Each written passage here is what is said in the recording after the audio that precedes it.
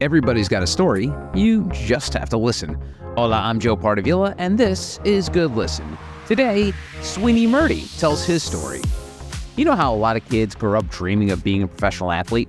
Not me. I knew my athletic career peaked as a third-string safety on my high school football team, but many do dream of it. However, there are some who dream of talking about sports, and Sweeny is one of the lucky few who is paid to speak to professional athletes. He's had an amazing career that started over 30 years ago at the legendary New York all-sports station WFAN, and he's still covering the game as a senior contributor for Major League Baseball. So how did a kid from Philly end up covering the Yankees for 22 seasons?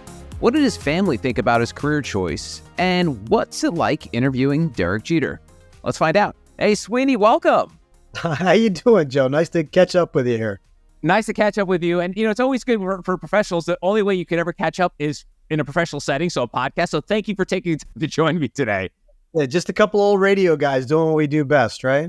And that's what it's all about. And the funny thing is I want to talk to you about your love of baseball, and that's sort of what your day job and what you've been doing for most of your adult life. So I'm a first-generation baseball family. My parents were immigrants. My dad was a big soccer fan. So me and my brother growing up in New Jersey, we started falling in love with baseball, watching it on Channel 9 and Channel 11 because they didn't have cable back then. So I drew the short end of the straw, Sweeny. My brother chose the Yankees, and so me being the contrarian, I was like, well, if he's a Yankee fan, I'm going to be a Met fan. As you know, the Yankees have had a pretty good run since the 80s. But I want to know how you fell in love with baseball. Are you a first-gen fan in your family? How did you fall in love with the game? Yeah, it's somewhat first generation. I'm first generation, born and raised here in the States. My parents immigrated from India in the early 1960s. And the way my dad used to tell the story was that he came over here in the fall of 1961 to start a PhD program in economics at University of Pennsylvania in Philadelphia. He gets to class, and it's early October. He hears the professor talking about the Yankees and the Reds in the World Series, the 1961 World Series. And he has no idea what they're talking about. But he kind of assumes that he better figure out what this is all about. So just really back then through radio and through newspapers. He would get the New York Times every day. Read the New York Times every day, pretty much from when he arrived in 1961 until he passed. And he fell in love with baseball first that way, as a kind of like what you're talking about with your parents, right? Come over here, knows nothing about it, and learns about it. Baseball has some similarities to cricket, which is very popular in India. So, like just from a physical standpoint. My mother joins him over here a year later in 62, and she starts, she's young and learning all about baseball as well. So together they, became Phillies fans, and they still talked about, 1964, watching the Phillies collapse. And my mom still has a vivid memory of seeing Jim Bunning, after he pitched his perfect game on Father's Day 1964, which happened to be in New York, against the Mets. She vividly remembers him dressed in a suit and tie on the Ed Sullivan Show a couple hours later on that Sunday night. And just that image of seeing this guy who was wearing his baseball uniform and a suit and tie on Ed Sullivan sticks out to her. They became fans. I came along in 1970. We were in the Harrisburg, Pennsylvania area, about 2 hours outside of Philadelphia, and still became Phillies fans. And in the 70s, as I was, growing up and getting into sports, the Phillies were a powerhouse. They were the team that I first fell in love with. Earliest memories are probably 1977, 78. So those are my earliest memories of baseball. And then as you start to get old enough and learn how to read, you read books about baseball players, the newspaper box scores, and start collecting baseball cards. I read somewhere, and I wish I could find it to give the person credit, but I repeat it very often. Every baseball fan wants the game to be what it was like when they were 10 years old. And whether you're 15 now or 80 now, whatever the game was like when you were 10 is how you remember it most fondly and how you wish it would be. When I was 10, the Phillies won the World Series. It was the greatest feeling in the world. I still remember waking up on the Wednesday morning to go to school and thinking, oh my gosh, I get to go to school today and talk to all my friends about the Phillies winning the World Series. That was my early childhood falling in love with baseball thing, which was an extension of like how my parents picked it up when they moved here from India. That's such a cool story. Thank you for sharing that. And it's so funny. So my dad never got into baseball, and I don't know if you remember shortwave radios. Yeah, I yeah. remember We had one of those. Yep. Yeah, I remember distinctly to this day. And I don't know if your parents did this for cricket, but like the only way he could keep in touch with soccer in Europe was listening to shortwave radio, and it was both basically it was 90% static. I would wake up Sunday morning, Saturday mornings, and hear, and he'd make out the calls of soccer. So he never really got into so my early experiences of going to ball games, I wasn't as lucky as you. We used to go to Cosmos games at Giant Stadium. So we used to, every once in a while, my dad would get tickets to a baseball game, and he would take us. But he just did it for us because he didn't really get into baseball at all. We would go once a year, pretty much. It was a fairly long, back and forth. Yeah, we'd pick out one day a year, and we'd go to a Phillies game. It was very cool. But I have to say, I love that you bring up the shortwave, because I started to think about radio and its place in my world growing up and how I gravitated towards it. And my dad listened to the radio all the time, and he had the shortwave radio where he'd listen to BBC, listen to the news, and he'd try to pick up cricket scores and things like that, and all the news from overseas. But, the idea of listening to a game on the radio, it was just always there. And I think it's kind of crazy and kind of funny that you have this same memory of your dad listening to a shortwave radio. And to me, it was almost a subliminal message to me that radio would be a big part of my life. Like I knew what listening to the radio meant and the habit of it, and what it meant to people in their houses, in their yards, in their kitchens, wherever you're going to be. I look back now and think that's where seeds were planted for my wanting to and falling in love with being on the radio and talking about sports on the radio. And funnily enough, you ended up working at the iconic WFAN radio station in New York, probably the premier sports station in America, maybe the planet. And as a child, I was fortunate enough to be around when the fan started. I think it was, what year was the first year for the fan? 87. So I was in grammar school, and to me, this is crack for a kid to like have 24-hour sports that you can listen to, updates every 20 minutes. I remember, because as a baseball nerd, the baseball trade deadline was always around like midnight, but it was always extended to like 3 a.m. because of the West Coast. Yeah. So as a little kid, I would fall asleep in my bed with the radio, listening to the fan, listening to like Jody McDonald and Steve Summers talk about, Frank Viola being traded to the Mets. And I'm like, it was the only way to find out. This is pre-internet, pre-social media. So fortunate for you, you ended up working at this radio. I ended up in a little pop station in New York. I did okay. Like, don't sell it short, okay? Legendary station, working with a Hall of Famer, right? Yeah. Working with people who are legends in the business. We both got to sit on the sidelines of history at two giant radio stations, which I think was really cool. Absolutely. So let's talk about your jump into. So I've told Sir before, I was a kid in college, didn't know how to get into radio. I think like you, didn't have any quote unquote connections. My parents didn't know anybody in radio or television. So I started as an intern at WPLJ and then ended up spending the rest of my life there. But how did you get into the door at WFAN? Believe it or not, in Middletown, Pennsylvania, where I grew up, there is a radio station run by students. You could join Radio Club as early as 7th grade, which I did. And there was faculty advisors, but we were the ones, we played music, we read news, we did sports, and we actually did play-by-play for the high school football and basketball games. And older students, kind of took that over and gradually brought in the younger ones. And I started doing that when I was 7th and 8th grade. So this little love affair that I have crafted between sports, baseball especially, but sports in general as a kid, and listening to the radio through our house, all of a sudden it all kind of came together. And I said, I kind of enjoy this. And then I said, wow, all these, these Phillies games that I'm listening to on the radio, all these sports broadcasts that I'm watching on TV, those people have jobs. Those are real jobs, announcing the games. It's all falling into place for me. So really, by the time I'm in 8th grade and 9th grade, I know exactly what I want to do. Much like an athlete who finds himself at that level of high school sports, finding out that you can compete at that level and that you enjoy it. I found the same thing in radio at that age. I finished up through high school and ended up going to Penn State, and I worked at a local radio station in town through a friend of mine who had a connection there. I got to work basically as the assistant to the sports director. It sounds like I'm like Dwight Schrute in The Office, right? I'm the assistant to the regional manager. I was the assistant to the sports director. Got me a lot of behind the scenes and on air experience there as well. After my junior year in college, I was looking for internships, and like you look for an internship in a radio station. I didn't really know anything about WFAN. I'm talking about 1990 when I'm looking for an internship, right? I was intrigued by all sports, the Mets and all that broadcasts, and I applied for an internship.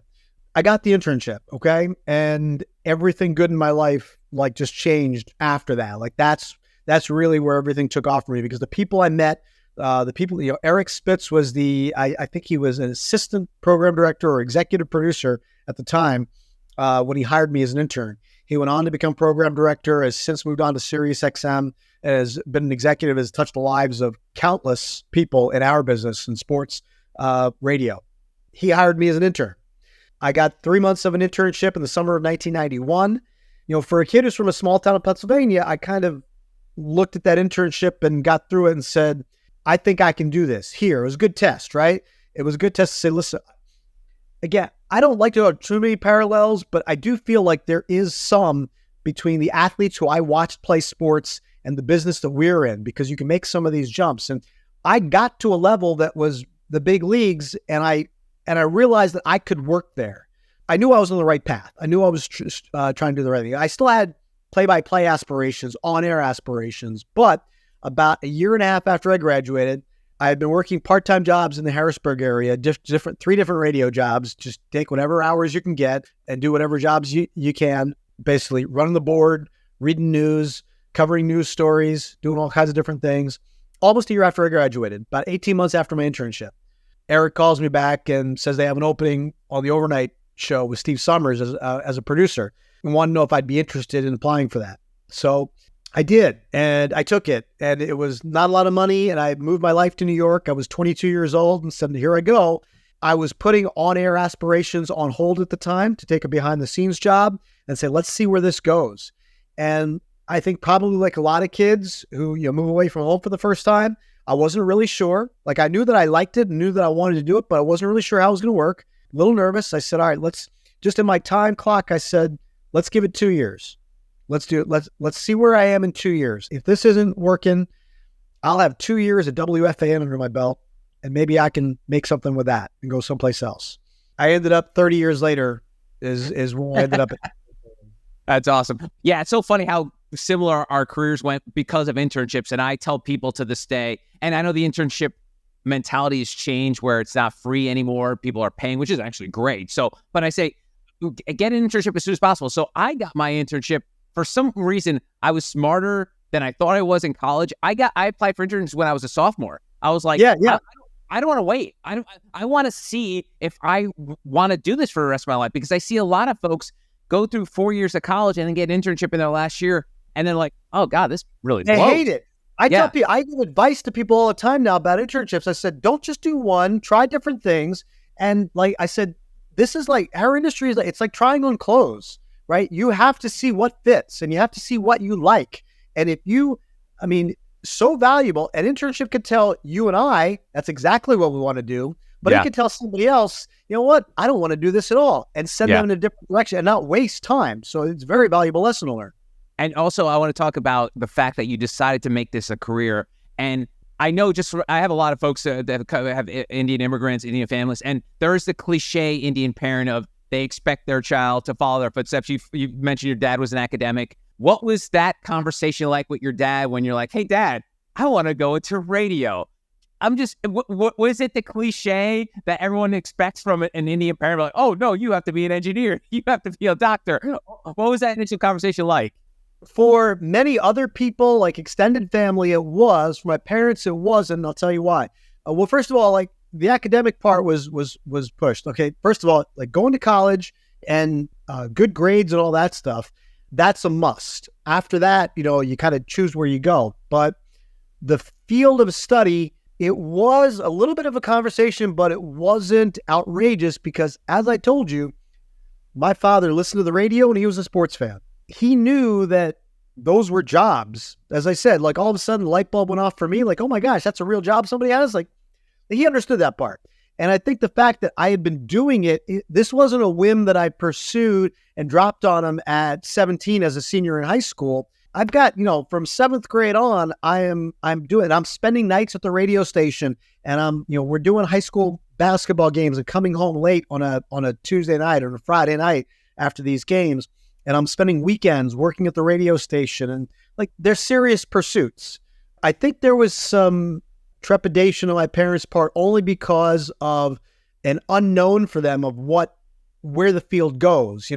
There is a status, and it's a cliche for a reason, that immigrant families, especially from India, choose. You'd be a doctor, you'd be an engineer. At the time in the 80s, computer science was big. Okay, you go into that. And because there is some sort of visual for them of, here's the career path, here's the job titles, here's the money you're going to make, and here's where that goes. That's something that I noticed from extended family, that they had more questions than my parents did. They were more, why don't you want to be an engineer? Why aren't you, and because I don't want to be.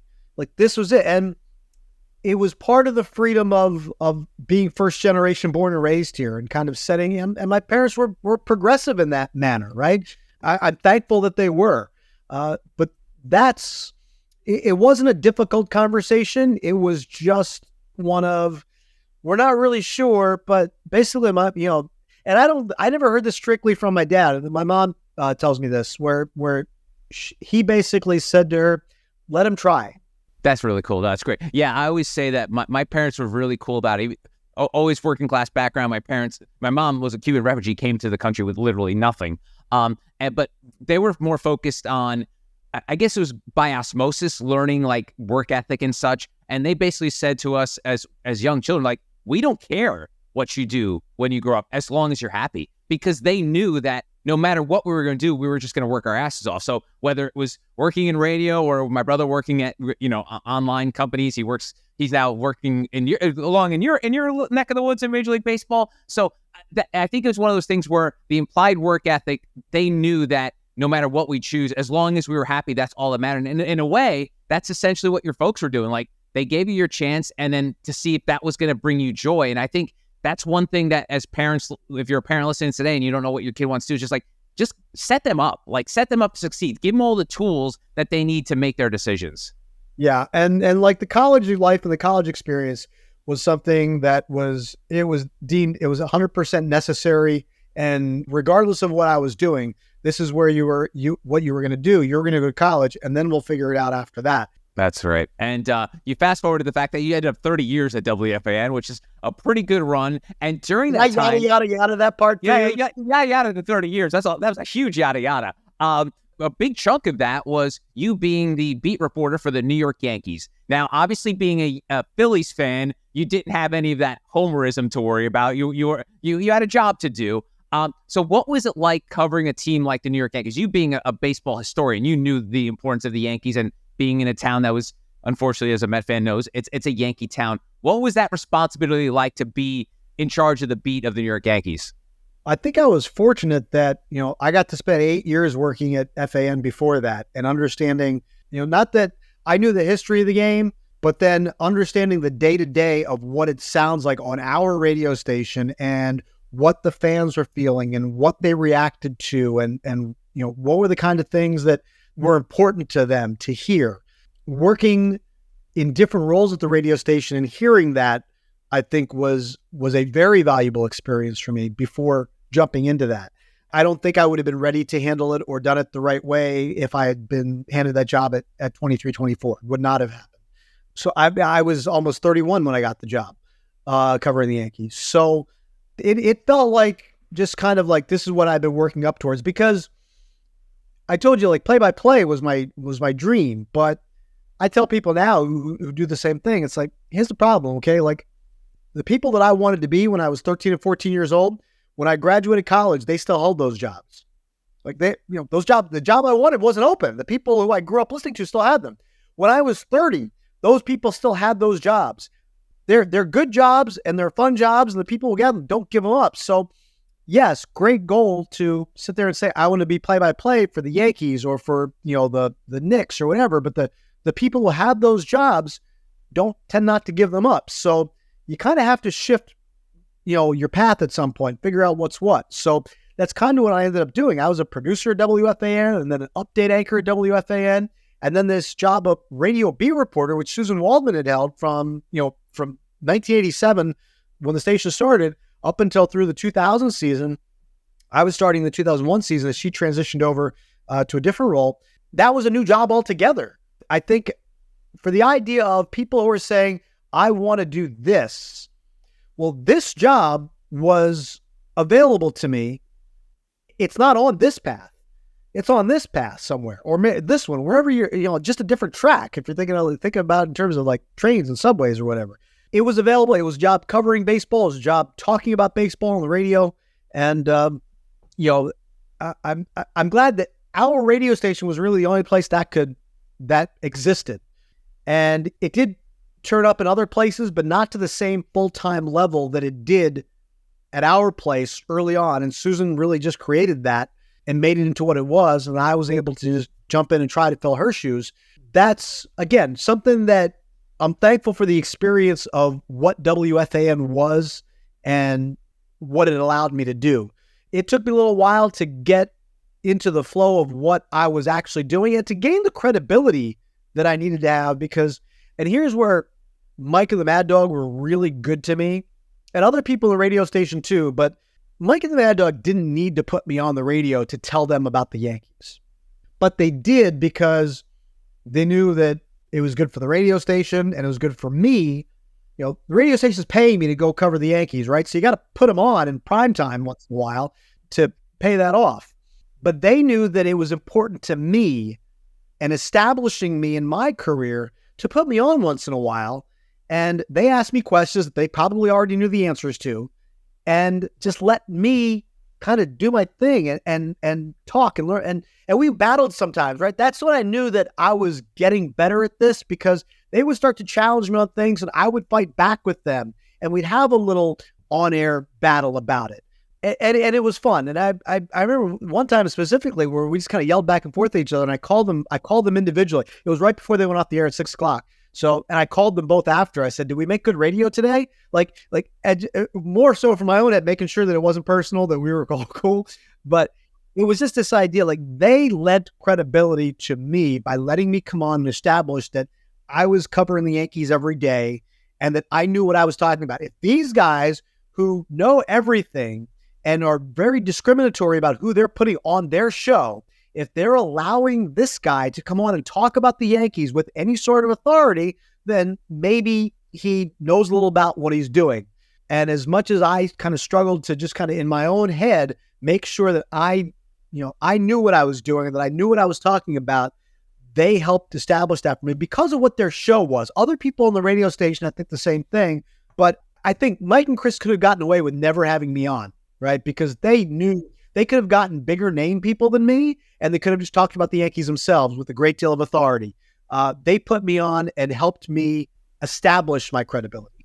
That's awesome. It's so great to hear that. And, I was fortunate enough to work for a couple of guys that gave me an opportunity too at a very young age.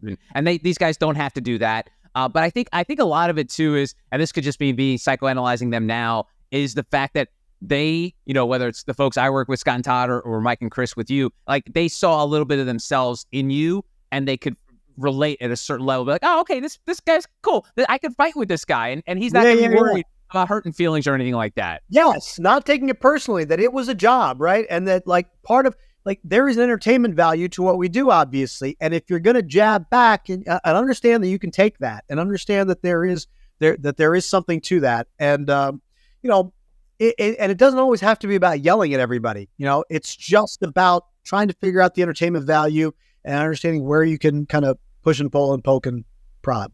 Yeah. And you took over the Yankee gig at a pretty weird time, because it was essentially right at the end of their dynasty. And then they ended up winning a World Series. So they were always good. The Yankees are always good. No matter, even when they're bad, they're good. Correct. So out of curiosity, during those years of covering them on the beat, and you're still basically doing the same thing now, but give me, like, in terms of enjoyable players to cover, who are a couple that come to mind when people say, like, who's a great, and I don't even care if, like, they're, like, good players or not, but, like, who was just fun to chat with before or after game, or just shoot the shit about random things? when I first started is 2001. And as you said, the Yankees are winning all these championships and they're full of star players. I was kind of into the idea that I can't just walk in and try to be their best friend from the very beginning. Like let's play the long game here.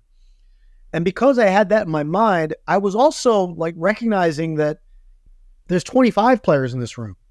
If my job is to kind of figure out what's happening around the Yankees and everybody's kind of focusing on the, 5 or 6 stars, so there's 20 other players here who I can talk to, coaches, things like that. So I made sure I talked to all of them. The backup catchers on the team were always people I used to love talking to.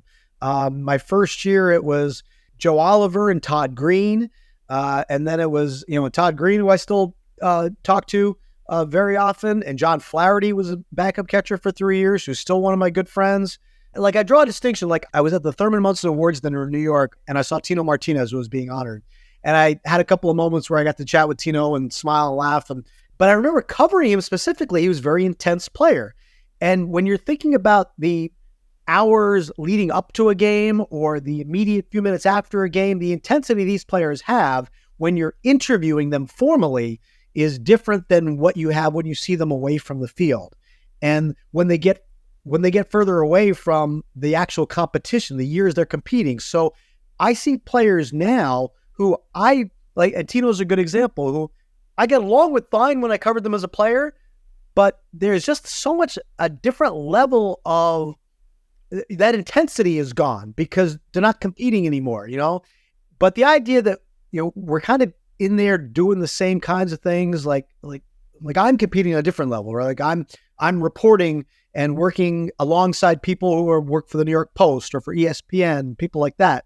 I think in some level they understand that that I'm competing too, just in a different field.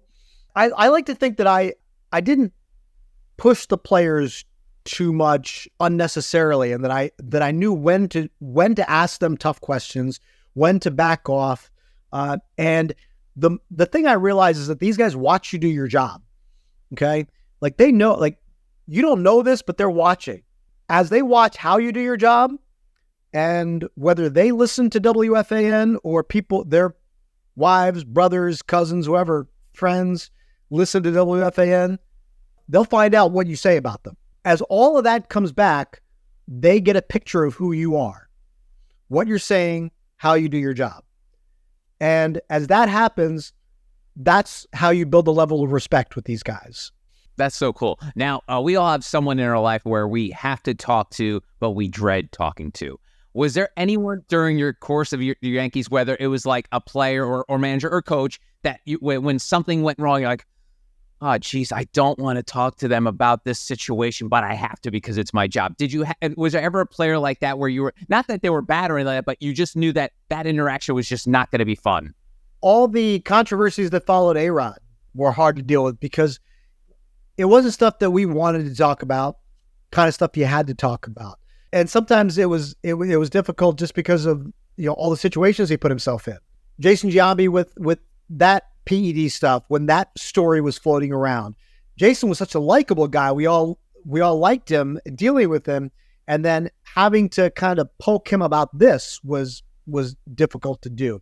Randy Johnson, when he first came over, had a couple of different things it was just hard to go talk to him about certain things.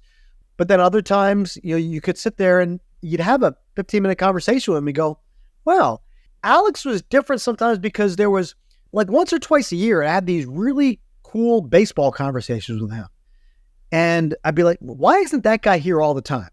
Why do I get him twice and get the other stuff, the rest of the year? I think those are the things that sometimes, and those are just, top of my head, those are big stars because you have to talk to the big stars a lot. They're the ones who draw the attention. But again, I like to think most times the way people saw how I did my job, I had just a way about me of conversing with them that it wasn't too difficult. Sometimes the difficult conversations you had, and then you just moved on. Awesome. That's great. All right. So let's wrap this up on your favorite Derek Jeter story. I'm going to share you mine. So a few years ago, I knew someone who had I'll say relative who played in the Yankees organization and was invited to St. Petersburg, his palace down in Florida. And so he went with a group of other baseball players, walks through the door, and in the front door is a basket. And everyone's like looking around like, what's this? It's like a pretty big basket. And so Derek says, welcome in. He goes, put your phones in there. All the players, it was as if they were going to like some sort of like security checkpoint for the military. All the players had to place their phones in the basket before they could enter St. Petersburg, which I love that story, which is like, it just goes to show you like, yeah, I want to welcome in these young guys, but I also want my privacy. So it's to me, that encapsulates who Derek Jeter was as a pro and as a public figure. It's like, listen, I'll give you a little bit of me, but I get to choose what I give out. So what is your favorite like Jeter story or interaction that you have? In spring training, this time of year, I would have, college basketball, right? Was thing. And Derek was a Michigan fan. I'm a Penn State guy. I don't know if this is my favorite. It's just kind of what popped up to me when you said, probably because this time of year. Michigan wins a big game one year in like the conference tournament or something, or maybe it was first round NCAAs. And he walks in that morning in spring training. He walks in wearing his bright yellow Michigan t-shirt, right? And I'm standing over there's a bulletin board that has like the lineup card and the workout schedule and things that they're there for the players, but they're also there for media to kind of see and study and say, okay, at 9:00, we need to be over here because that's where the infielders are taking practice or whatever. I'm standing there the morning after this big Michigan win. Jeter walks by me, wearing this Michigan shirt. He walks by me once, walks by me twice, walks by me 3 times. Like everybody, you kind of like, you go to your locker and you change your uniform. He hasn't done that yet. He's walked by me like 2-3 times. Like, okay, I get it. Congratulations, big win last night. He was just egging me on because because this is. So he was waiting for you to say something to him because he was like parading himself. He had a grin. He had a grin on his face as he walked past me with his shirt on. He knew that I was seeing it, that I wasn't saying anything yet. So he was egging me on. It was fun to talk trash with him a little bit, right? But he sent out a nice tweet at me when I posted news last year that I was leaving WFAN. He actually posted a tweet about, hey, congratulations. It was nice working with you. Can't see, wait to see what's next, blah, blah, blah. I got along with him pretty well. I've never been to St. Petersburg. I don't text him regularly. I'm not one of the, it's not one of those things. When we see each other, we get along. I covered him fairly, I thought, and well, and he was great to watch. It was fun to watch. And one of my favorite things of all the time was watching guys like him and Mariano, not just perform as great as they did, but watch them prepare to be great players, the work that went into it. And those are the things that I kind of take away after all the time. And like I said, I got along with them pretty well, I think. And as well as a reporter was allowed to be, yeah. I think there was a distance that had to be kept for all of us. That was just kind of the fun thing that kind of popped in my head as you were talking. That's cool. And put a pin on that. I'm just out of curiosity, how does the interaction go when the person doesn't want to speak? Because there are times that obviously that happens, especially during the course of a 162-game season. Is it usually just like, hey, can I have a minute? And they'll say no, and then you just walk away. Is it because I almost feel like to me, it reminds me of like a guy at a bar, like where you're trying to find like all the hottest girls, and you're walking up, and then you're like, hey, can I borrow your drink? And they say no. Like, is it as quick as that? You don't really get a no a lot. So I mean, I guess sometimes depending on the story, like if it's a negative story and you go up to and they're like, I'm not going to say anything about that right now, or like, I don't want to talk about that right now, or I'll talk to you guys later, and they push it off. But a lot of times for people who are there every day on the beat, there tends to be like an understanding, like the players see you and when they understand that there is a requirement to give you some sort of time, right? They can't just always just say, no, I don't want to talk to you. But it's a matter of, hey, is this a good time? Or, hey, I really need to talk to you. Can I get 5 minutes from you? They'll say, can you wait till this time? Can you wait till I go take batting practice? Can you catch me after BP? There's a general understanding of like, we have a job and part of it is talking to them, and it's just a requirement, and they have to carve out the time, and we're respectful of, if he says, hey, I can't do it right now, I can be respectful of that because I know I'll still be there, or he'll come back to me later. I had something like with Judge like 2 years ago where it was getting towards the end of that season. I just really needed 10 minutes with him, and I hadn't really bothered him a lot in that short period of time. And I think he kind of sensed that I hadn't asked him a lot. I gave him the impression that it was important that I talk to him. So after batting practice, we set up in the dugout, and I just, I got 10 minutes with him in the dugout, and I said, thank you, that's all I need. And he was good with it. It's never really no, I'm not going to talk to you. At least from my experience, it was more like, when's a good time? But certain times when there's a big story, it's just like, yeah, you know what? I got nothing to say about that. And that's basically when you read somewhere, so-and-so had no comment. That's what that probably That's how no that comment.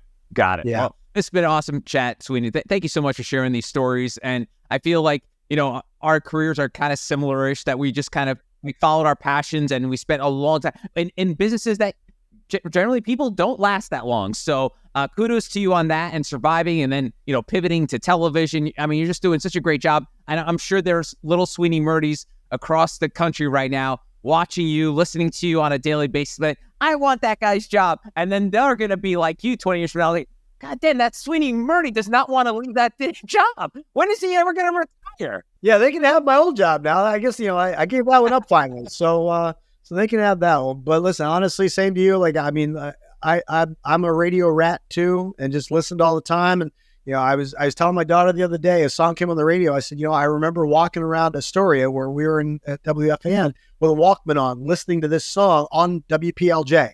And, and she's like, what's the Walkman? Yeah. Actually, she knew what it was. She had looked it up somewhere. Okay. Something probably. Yeah, I mean, I think we crossed paths and knew each other's names and like where we worked, and we're fans of each other's radio stations. So cool to do this with you. Appreciate it. Well, thank you, Sweeny. I really appreciate it. Have a great rest of your day. You too, Joe. And that's today's Good Listen. I'm Joe Pardavila. You can always connect with me on X, LinkedIn, and Instagram at Joe Pardavila, or TikTok at J Pardavila. If you want to reach out, feel free to shoot me an email at joepardavila@protonmail.com and tell me your story. Lastly, it'd be awesome if you could leave a 5-star review on Apple or Spotify and hit subscribe so you don't miss any new episodes. Thanks for listening. Until next time, adios.